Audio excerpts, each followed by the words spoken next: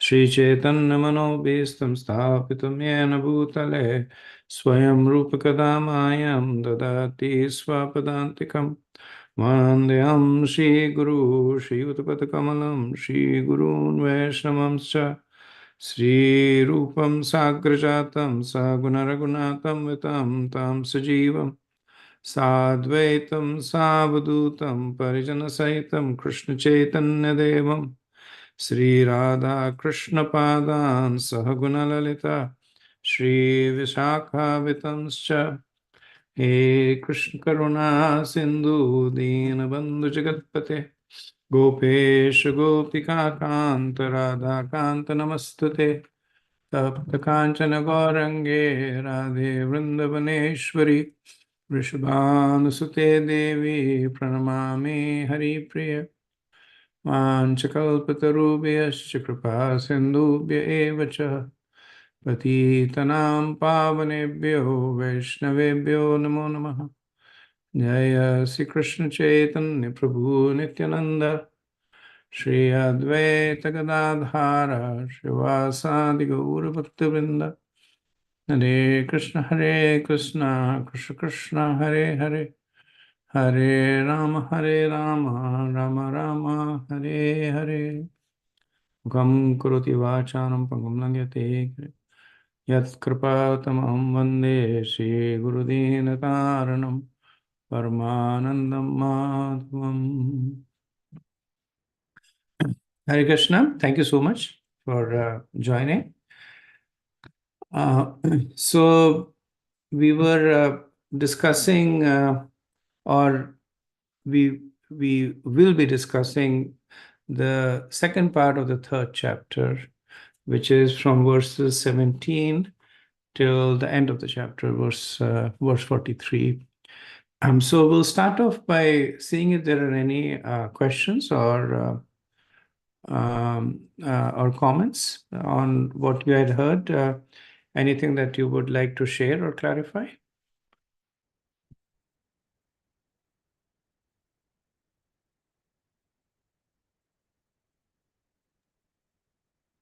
Devotees can raise their hands for any questions. Okay, Naval Krishna Das Prabhuji, please go ahead. Hare Krishna Prabhu, Dandavat Pranam. In 3.37, you were explaining how we can conquer lust, like how we can conquer the enemy by Sam, Dan, Dand and Bhed analogy. So Sam, I could understand, was where we try to appease or preach to lust, and Dan was where we try to satisfy it more and we try to control it, and Dand was where we try to restrict it or punish it. But what I mean, Bhed, I could not understand how. What is Bhed in terms of lust? It's a good question, Prabhu. So one can understand Bhed like if you're a parent and your child is like sometimes the child they become very they become very obstinate that I want this, and then what the experienced parent will do is that they will distract them by showing something else. That, oh, this is also really nice. Do you think this is nice? And the child gets distracted and forgets. So the nature of lust is that sometimes it takes control of your senses, of your mind, and there are different ways to distract it. In the scriptures, the Grahastha ashram is essentially uh, uh, uh, uh, it's the whole ploy to bhed, to appeasement, that instead of being lusty all the time for everyone, you do it within the realms of what the scriptures allow you. For practicing devotees, Srila Prabhupada mentions that meditating on the pastimes of Radha and Krishna, reading literature that talks about the transcendental love between advanced devotees. That tends to appease the lust. So when a practitioner is more conscious about this aspect of lust, then simply by following the script, so the scriptures provide all these. So we don't have to think ourselves that today now we'll do Sam, Dam, Bhed, we'll do it. Simply by following the scriptures automatically help us conquer lust by offering a combination of these four aspects. Yep. Thank you, Prabhu. Go ahead, Tina Mataji. Hare Krishna, Prabhu. Prabhuji, as you mentioned that Prabhupada Ji's told Yakya also have some side effects. Can you please explain it again? Can you give me a little bit more of context on that? Oh, Prabhuji, I'm sick. So I got COVID. My notebook is outside. Not able to get that fully question. Just I remember this only that Prabhupada Ji told Yagya also have some side effects. So as you mentioned, I want to know about that again. Okay. Is it okay if I take that question? I probably would want to see where I said that. So maybe later on, if you can figure out where I said that, or I'll try and also see. And Sure. then I can maybe answer you on WhatsApp. Yeah, sure, Prabhu. Thank you. Okay. Go ahead, Ashwini Mataji. Hare Krishna Prabhuji, I don't know how to get rid of that thumb. I wanted to raise the hand and that thumb is oh, now it's gone. Okay. So Prabhuji, just with the interest of time, so first question is when it talks about text 33, 333, when it says that every man of knowledge acts according to his own nature, and he acquires from three modes, and it says what can repression accomplish? So but sometimes we do suppress and repress our desires, right? So if I feel like I want to eat something and I tell myself that I don't have to entertain my palate, it's not important. So it does accomplish a certain sort of vairagya. So I didn't understand that question. Is it a rhetorical question? And then second thing is that when they say that a person is fully conscious with Krishna consciousness, uh, um, what kind of person gives up his occupational duties, or like how do people come to that point where they understand that they can walk away from prescribed duties, or can someone never walk away from? When do you feel you can renunciate and walk out and give up? So that's my second question. Thank you. Okay. Thank you, Mataji. Both of them are very nice question. So for the first question, one can understand that there is always a recommendation for sense control. So the unmitigated, unregulated engagement of the sense with the objects, that is always condemned, right? So the difference between vikarma and sukarma is this, that one basically engages their senses only according to the scriptural injunctions. Repression is, however, complete denial of the senses from the objects. So a person takes to sannyas ashram without having controlled their sex desires. Right. So in sannyas ashram, there is no opportunities to engage in that. So that is completely, that facility is completely unavailable.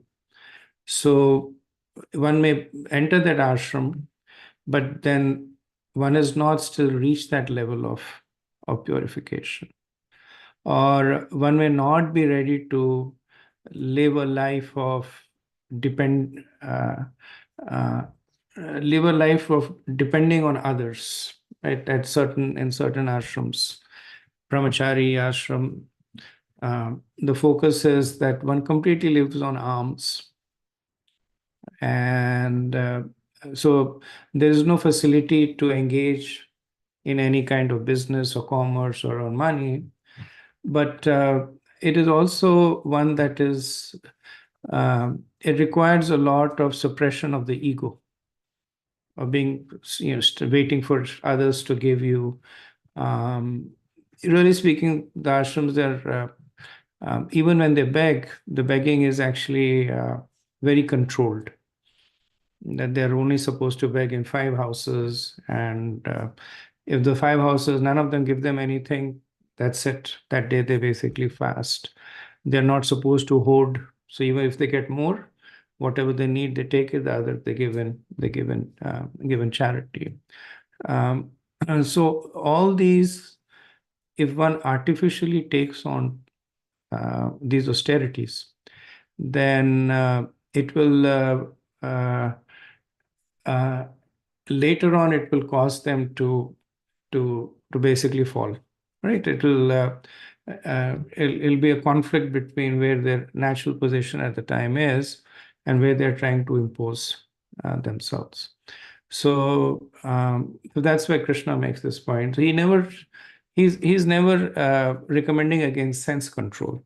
That is one of the basis of scriptural injunctions, but he is recommending against artificial sense repression, or what he calls as Falgu Vairagya. Right. So that was your first question. Remind me, what was your second question? The second question is like, when do we come to that state of mind where one can come to an understanding that he can now walk away from his prescribed giving? Okay, I remember now. Yeah. So there are 2 ways for one to identify that stage. One is that when their sense control is complete. So all these engagements that are done to satisfy some aspect of the senses. Sometimes it's for wealth, sometimes it's for fame, sometimes it's for affection, family. So some aspect of the senses are being satisfied through all these engagements. When one takes a job, one has a family, one gets a position in the society. But when one's control on the senses is complete, which means that they are not bothered by the fact that they do not have a family, they have no status in the society, they have no money in the bank, then they're ready to give it up. The second, which is explained in the Bhagavatam, is that when one becomes fearless. So fearless is another way of saying that when one fully becomes surrendered to Krishna. So one knows that I'm under the protection of Krishna. That's what gives fearlessness. Right? So then they say, I don't really care about the protection from the king, or the protection from the soldiers, or from my neighbors. I'm protected by Krishna. Don't care about the protection from money or family. I'm protected by Krishna. So when that fearlessness develops, Kapil Dev talks about it in the 3rd canto, then the person is ready to, it's a symptom the person is ready to renounce. Okay, thank you. So I see in the chat from Himanshu,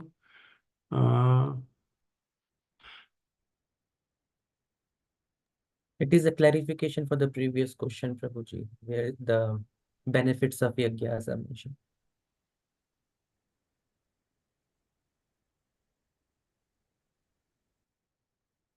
Okay. Good. So Prabhu and Himanshu Prabhu understood the question and also answered it. Thank you so much, Prabhu. Okay. Shobha Mataji, please go ahead. Yeah, Hare Krishna, Prabhu. Prabhu, my question is from the 2nd chapter. Is it okay to ask it now, or should I put it in the WhatsApp? Sure. Please go ahead. Yeah.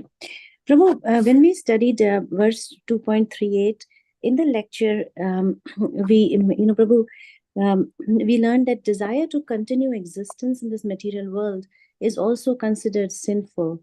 But then, Prabhu, if you think of modern medicine and how it helps people, and people have really get sick, and they really gain a second life, or they can increase their existence in this world. Is it not right to do? Okay, can you repeat what was the 238? Prabhu, when I was, I No, think what was around the verse 238, Prabhu, was when do thou fight for the sake of fighting without considering happiness or distress, loss or gain, victory or defeat, and by doing so you shall never incur sin. So, okay? Prabhu, when we were discussing this verse, then the lecture mentioned desire to continue existence in this material world is also considered sinful. Okay, so good question. So a slightly different connotation of sinful. So one understanding of sinful is violating the scriptural injunctions. Right? The scriptures say, "Don't do this," and you do it, so you incur sins. Don't envy your neighbor. Don't steal, and you steal. That is sin. Bhagavad Gita basically wants to get us to a high platform, which is being completely devoid of misery. See, because what happens is that even if you live a life of complete piety, what will you get at the end of it? You'll get another birth. And you may get an elevated birth in an opulent family or in a heavenly kingdom. But then Janma, Mrityu, Jara, Vyadi, these four things, birth, death, old age, and disease, they are there everywhere, right from Lord Brahma to the lowest planet. So, in a way, as Prabhupada says, that all karma is vikarma, because ultimately it is binding you to this material world. He would give that example of you being imprisoned in a prison house. Some people they have like better facilities in the prison house, and some people have more austere facilities, but ultimately they're all in the same prison house, right? So the focus of Bhagavad Gita is to somehow get us out of this cycle of birth and death, and then get us back to the spiritual world. So in that context, the statement is made that even pious activities can be considered sinful. In a way, and this is if you look at it from a spiritual platform, pious activities are actually more sinful because they cultivate in you this desire to continue living in the material world, right? So I remember this is early days, I was once preaching to a person, or trying to preach, saying that you need to get out of this material world, it's full of misery. And he said, no. He said, I was a very opulent person.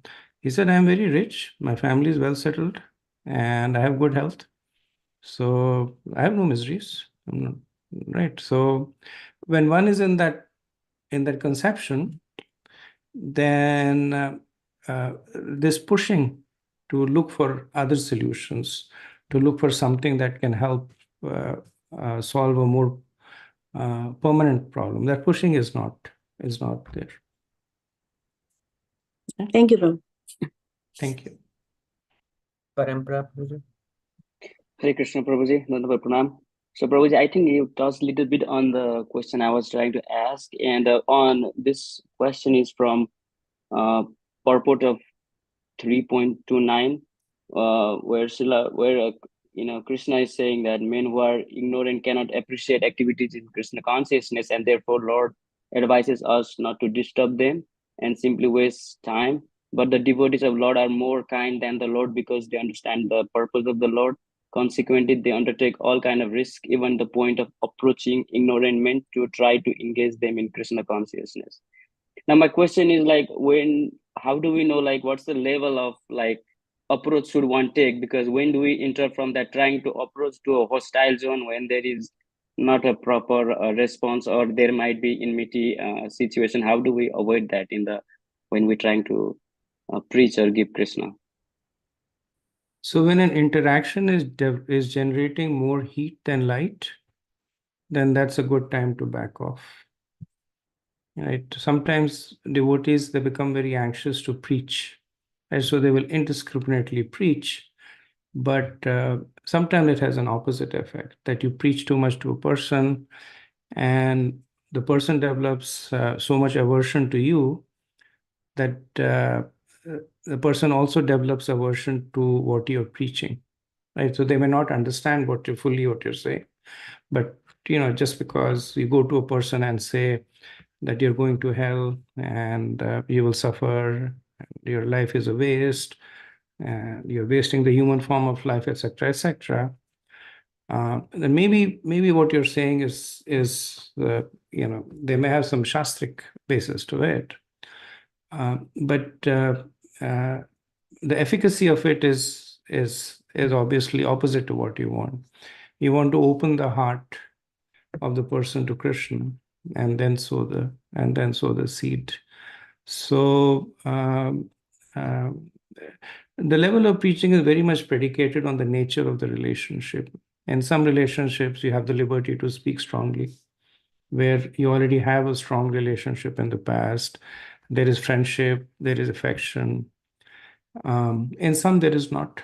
Like the ninth offense to the holy name, right? To instruct a faithless person about the glories of the holy name. That's the ninth offense. Now, the whole Krishna conscious movement is about instructing people about the glories of the holy name, right? And especially to faithless people, because faithful people, they already know the glories of the holy name.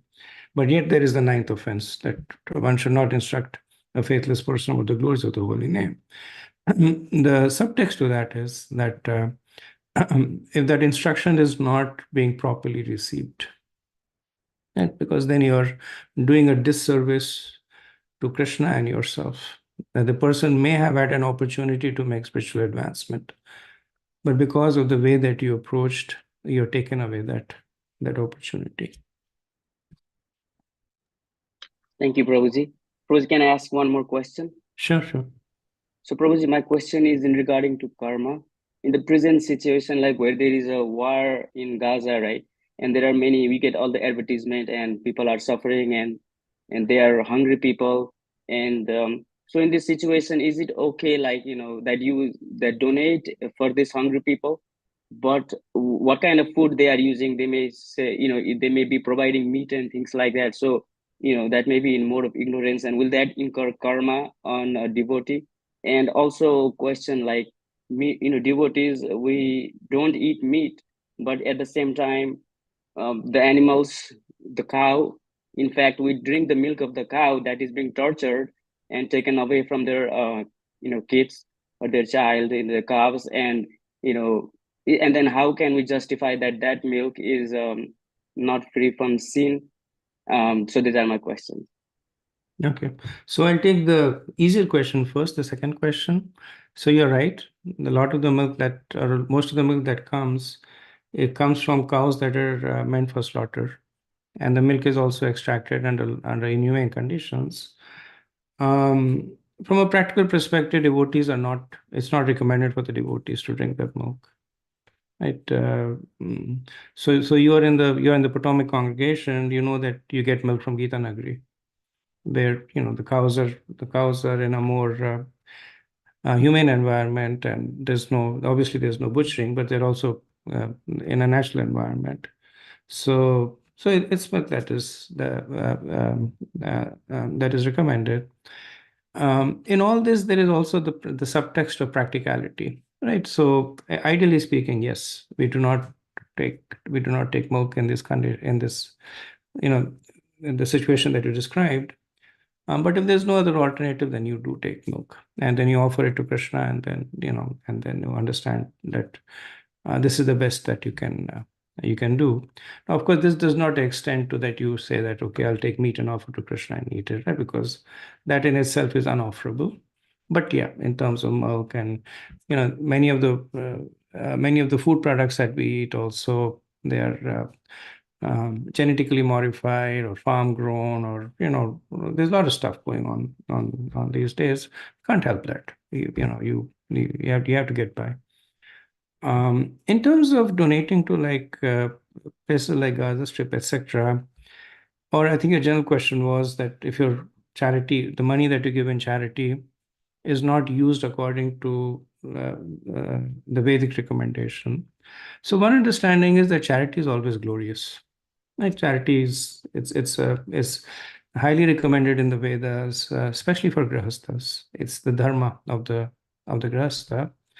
And as in everything, there are nuances. So, like in the 17th chapter, we'll see Krishna says that best charity is that is given by a suitable person to a suitable recipient under suitable circumstances, right? Which means that you're not giving it resentfully, that, oh my God, this person has again come asking for money.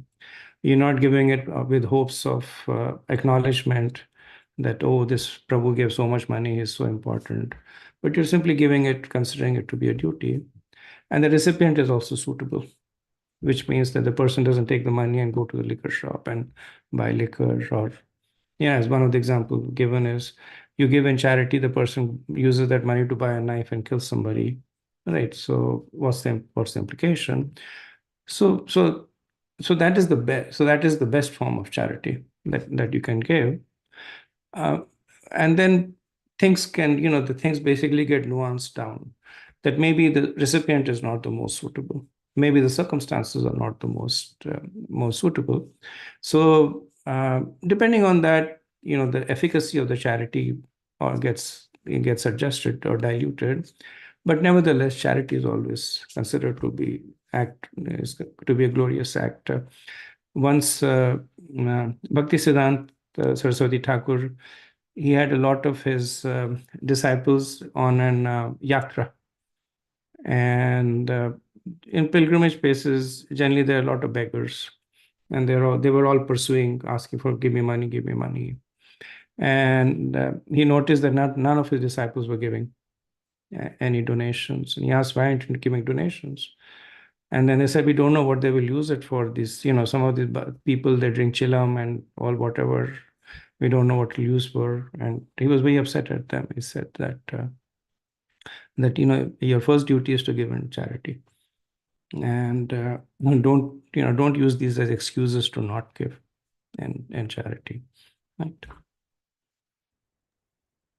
Okay. Thank you, Prabhuji. So, Thank you, Prabhuji, we are a little bit over time for Q&A, but there's also a last hand from Sandhya Mata. Okay, sure.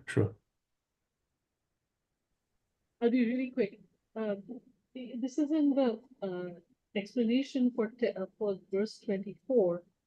And I thought that this was the first time I had a strong internal resistance to accepting some of the explanation. And it seems like the explanation wasn't, in fact, even directly needed, perhaps. But Srila Prabhupada talks about, apparently the implicit message from Krishna that follow what I say, but not what I do. And that I felt it brought up a lot of questions in my mind, and perhaps not all of them need to be answered today, but it's the same basic question. How can we follow a leader, whose conduct in some places may violate what we understand to be right or fair or the proper. Which verse are you talking about, Sandhya? 24. 24. Yeah. So it's in the explanation that Prabhupada actually goes into you can't, like the Ras Leela is not an example that we need to follow as an example, but follow what Krishna says. On the other hand, I have had always a question about the Ras Leela.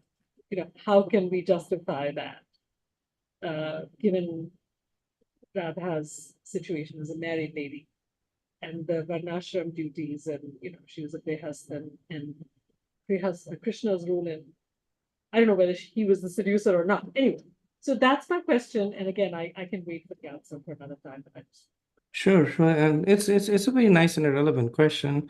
So maybe I'll give a summative answer now, and as you rightly pointed out, it's probably something that warrants a more extended discussion. Um, so when you talk about personalities like Lord Krishna, Lord Shiva, or exalted personalities, there's a difference between the karni and kathni. Kathni is what they speak, and karni is what they do, because of their position. So the example that is given is so a lot of followers of Lord Shiva will take intoxicants. Right? They'll say Lord Shiva takes in, which is not really true, but they say Lord Shiva takes intoxicants. We are his followers. We take intoxicants. So there is a saying in this context that one who follows follows Lord Shiva foolishly, thinking that they can take intoxicants like Lord Shiva does, should also. What's this happening on the screen? I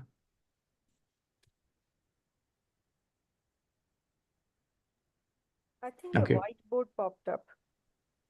Okay, never mind. So they should also drink that ocean of poison and hold it, right?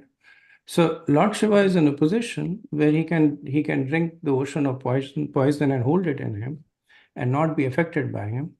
And then he can also do other things. Krishna is in the position where he can breathe out and create a universe, right? So before you want to do Ras Leela, you try breathing out and creating a universe. So the positions of exalted personalities are ones that are unique to them. And there are also, of course, deeper reasons that when Krishna came, when he came as Lord Ram, then he says, follow what I do. So in Ramayana, Lord Ram has come as Maryada Purushottam, exemplary personality. But when he came as Krishna, he wanted to establish his position as a personality of Godhead and also instruct us in terms of what needs to be, what we should do. Right. So the relevant question, which is, how do we understand things like Ras Leela or Krishna apparently cheating in Mahabharata, or etc., etc. The acharyas have given us a deeper understanding in it, and we can, like I said, we can probably have a further discussion on that.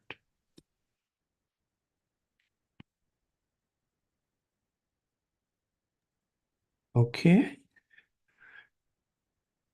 Okay, so thank you so much for your wonderful questions. And I think what probably is most encouraging to me is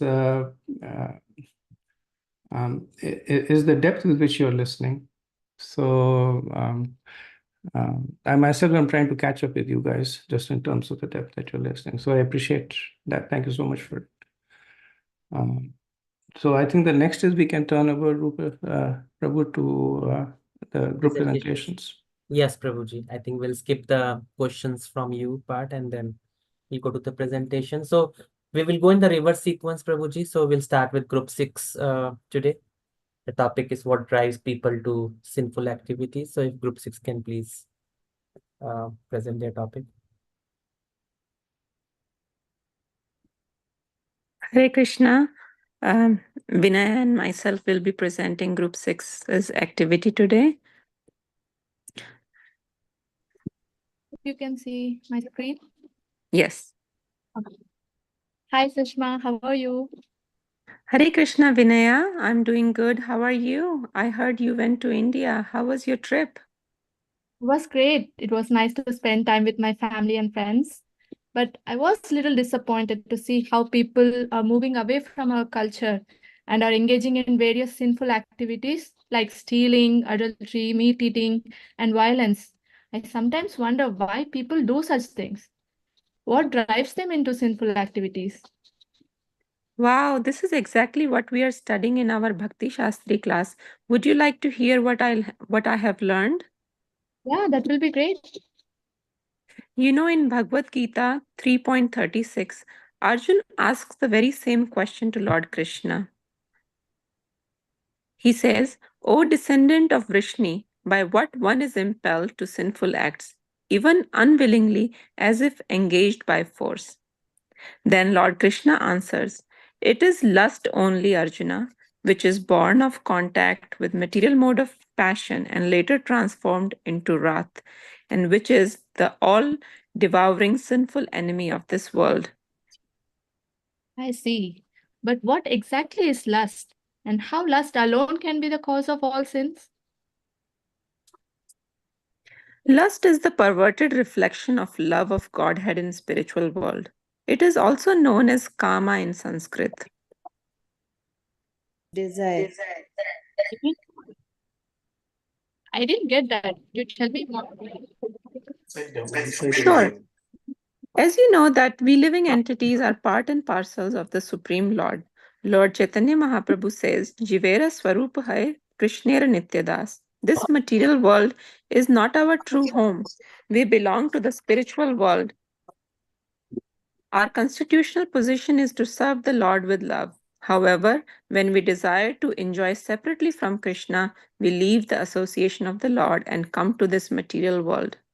This desire to enjoy separately from Krishna is called lust. Lust is also known to be the symbol of ignorance. That's interesting. Could you explain a bit more? Sure. Let me show you this picture.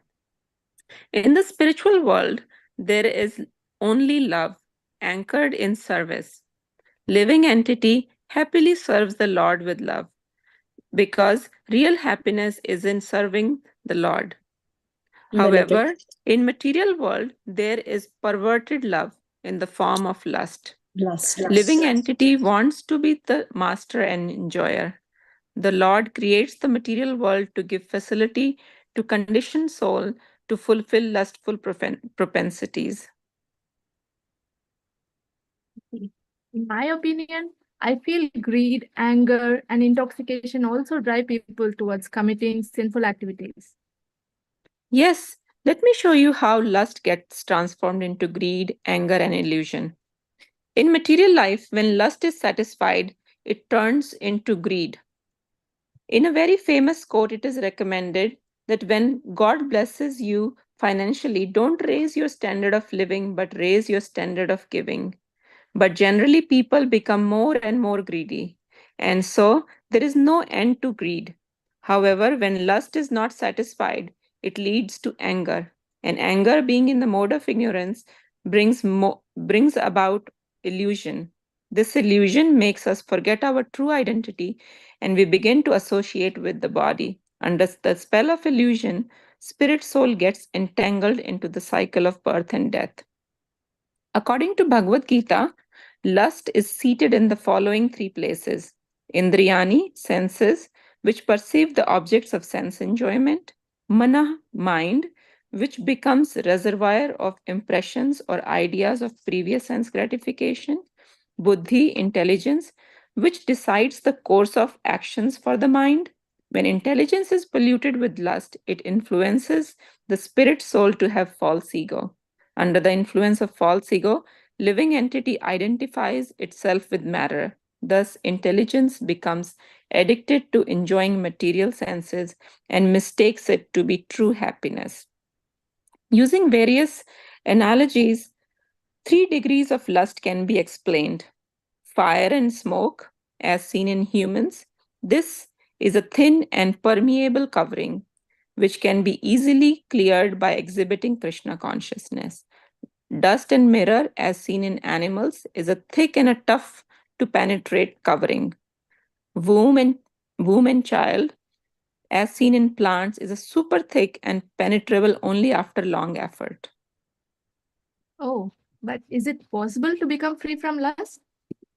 Yes, of course, our great acharyas explain that the human form of life is the chance given to us to conquer lust and return back to Krishna. It is possible by practicing Krishna consciousness. In order to conquer lust, we must regulate our senses by following regulative principles of bhakti, by chanting the holy names of the Lord, hearing the pastimes of the Lord under the guidance of Guru, Sadhu, and Shastra, and associate with devotees. If we simply dovetail our desire to serve Krishna instead of our own senses, then the purpose of human life is successful. I hope I was able to answer your question: what drives people towards sinful activities? And you understand that our real enemy is lust, which is the cause of material bondage and suffering. Yeah, I understood. And I know what I should do to perfect my life. Let's serve the Lord together. Thank you so much for sharing this knowledge with me. See you soon at temple this weekend. Hari Bol. Hare Krishna. Hare Krishna. Thank you very much. Very nice. Thank you. Okay, thank you. Group 5.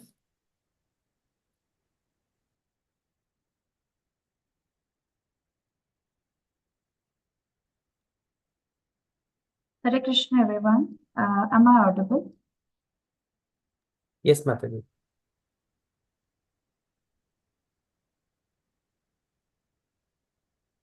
Hare Krishna, everyone. Today's topic for presentation from Group 5 is why do people disregard these instructions?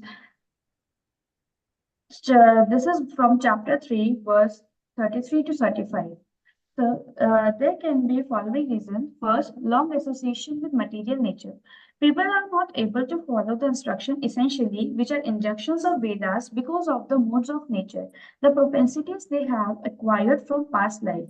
These nature are so powerful that even a man of knowledge and discrimination is unable to conquer these three modes. What to speak of ignoring? And because of his long association with material nature, he is in bondage. The modes are so strong that they will even carry away the mind of transcendentalist. Second, theoretical knowledge versus practical realization. Propelled by our nature, people are inclined to act in accordance with their individual moods.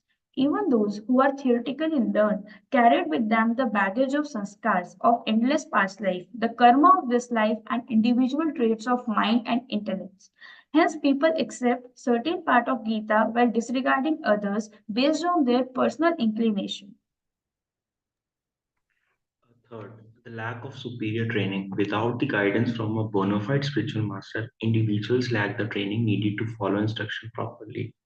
Fourth, attachment and aversion. People also disregard these instructions because people are under the control of attachment and aversion.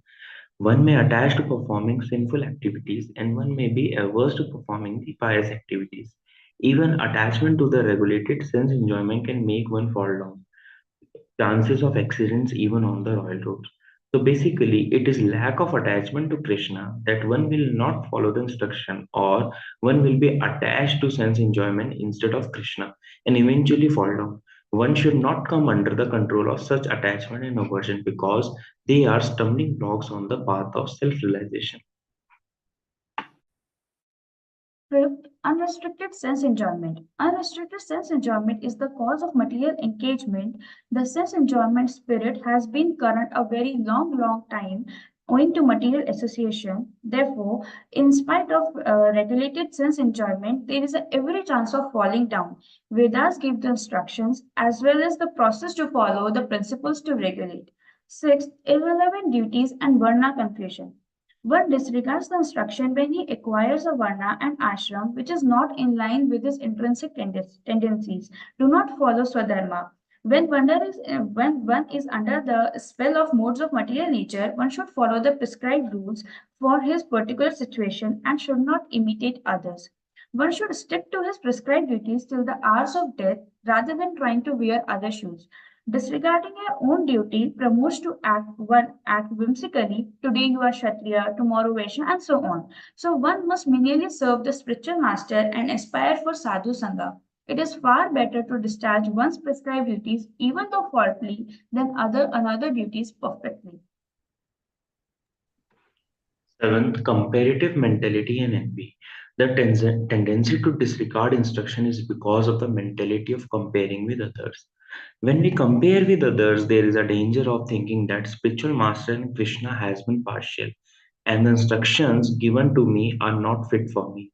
One starts thinking that had I have been given the service which the other is doing, I must have done the better.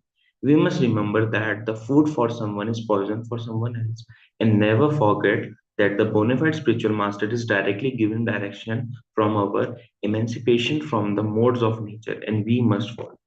Eighth, need for gradual progression. Spiritual progress should be gradual and aligned with one's nature. Abrupt changes or limitations of others' duties can lead to failure in following instruction. So the concluding point is to overcome these challenges, one should practice Krishna consciousness under the guidance of bona fide spiritual master, follow prescribed duties, and gradually detach from the material propensities while seeking spiritual advancement. Superior guidance is absolutely essential, and there lies the importance of sadhu sangha. The solution is not to detach oneself from Krishna consciousness at any moment of. Srila Prabhupada ki. Thank you. Thank you. Very nice. Also, very nice slides. Yeah, pictures were very nice. Group 4. One second, I'm trying to share. It's giving me error. Sure. One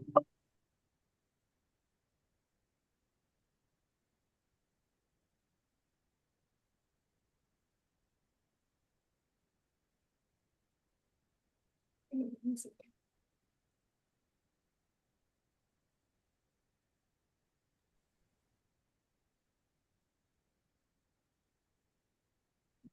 Do you want group 3 to go? I have to change the settings to share my screen.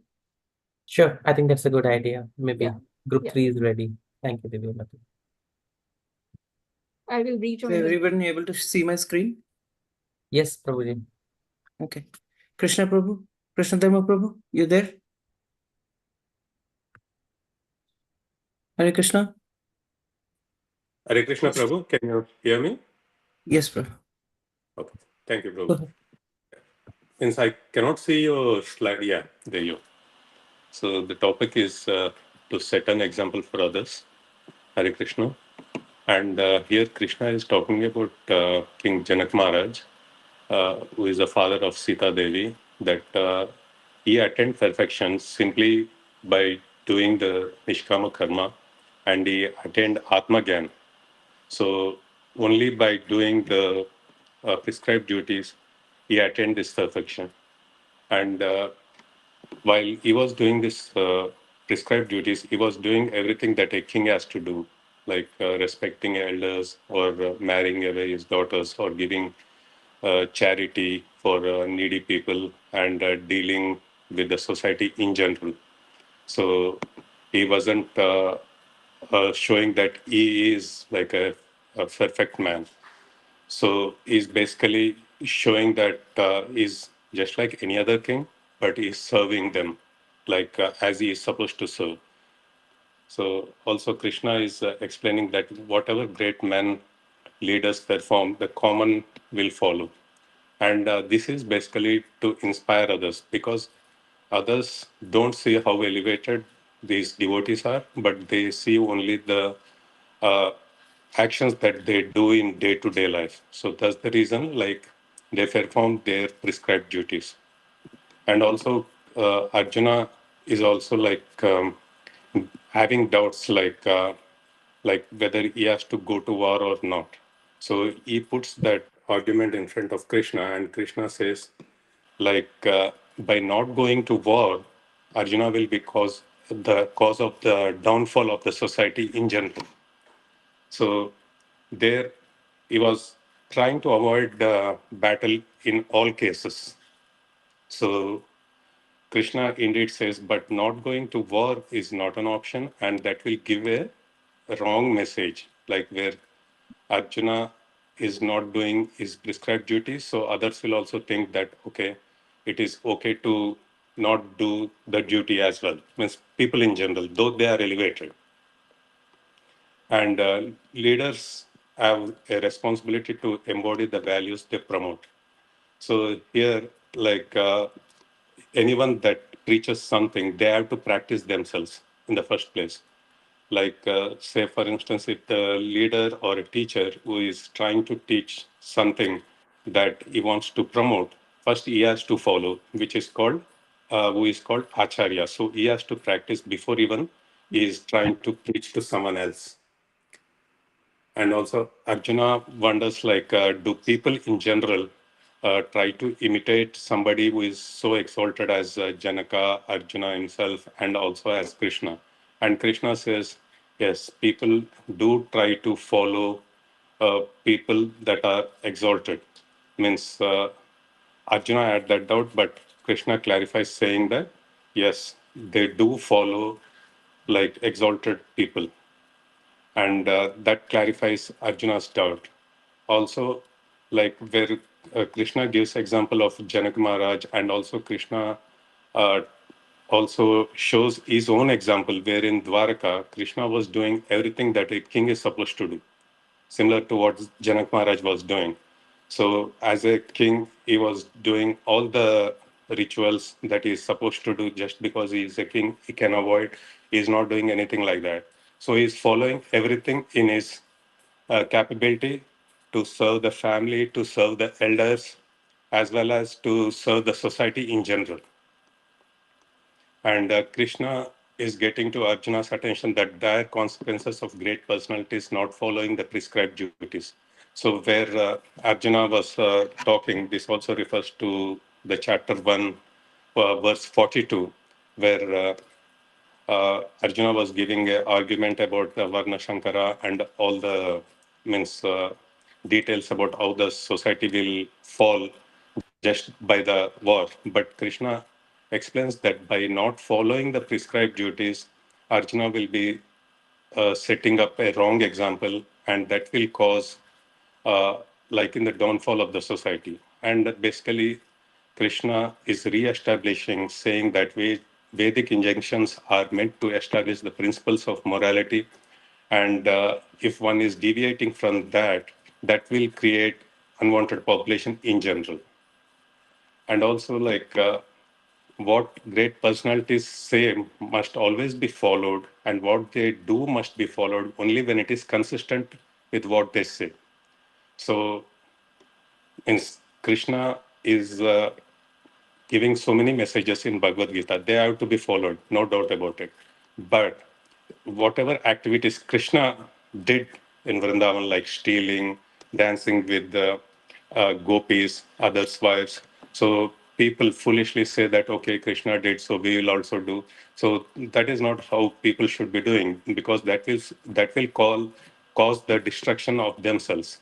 So like Krishna even lifted Govardhan, but no one will talk about Govardhan. Or Krishna even danced on Kalyanag, which no one will say that, okay, we'll go and dance on the Kalyanag. Similarly, in India, people give example of Lord Shiva saying that, okay, Lord Shiva consumed alcohol, which he never did, or intoxicants for that matter. But Lord Shiva, as a service to Krishna and to devotees, he took the ocean, that is halal ocean, and he drank it to save the world on Krishna's desire. But no one will try to drink that halal poison. But other way, they say, okay, Shiva took intoxicants, so we'll also consume intoxicants. So basically, what it means is, uh, whatever great personality said, that has to be followed, and what they do has to be followed only when it is consistent with what they say. So that is the point where Krishna is giving here. And also, it is important to take shelter of Guru, because Guru will help one understand the difference between preaching by words and preaching by actions. So Guru can give the difference, like how and where, how one should behave. Otherwise, like basically, it will destroy the people if they like concord by reading some scriptures. And nowadays, everyone is writing like purports and everything. So they have to follow like a guru that is coming from disciplic succession. So they have to choose a right guru, a bona fide teacher. And similarly, Krishna says like ignorant person and a person who is realized, they both do the same activities, but they may look similar.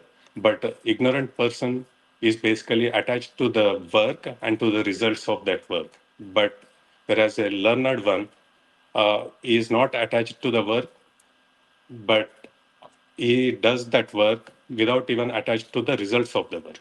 So that is the difference between both the elevated one or the realized one and the non-realized one, or a practicing devotee or non-practicing devotee who is trying to get there.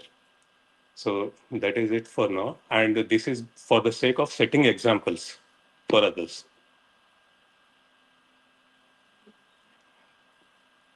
Hare Krishna, Prabhu. Hare Krishna, Prabhu. Thank you. And, thank you for also, I think you did a good job explaining in fair amount of depth, so I appreciate that. Okay, I think we're on to the last group now, Prabhu, right?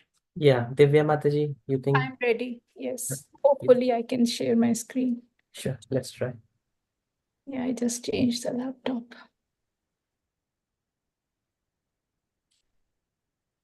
Okay.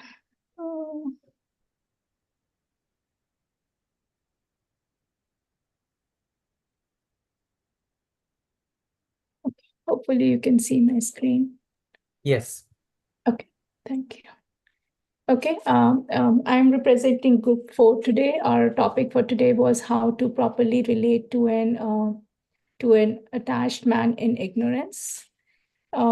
Introduction. In one of the lectures, Prabhupada mentioned, like, what does ignorant men mean? Those who are ignorant men, one does not know what is the value of life, lying down anywhere, lazy, sleeping, unclean, do not know the value of life. They are in ignorance. They are firmly bound up.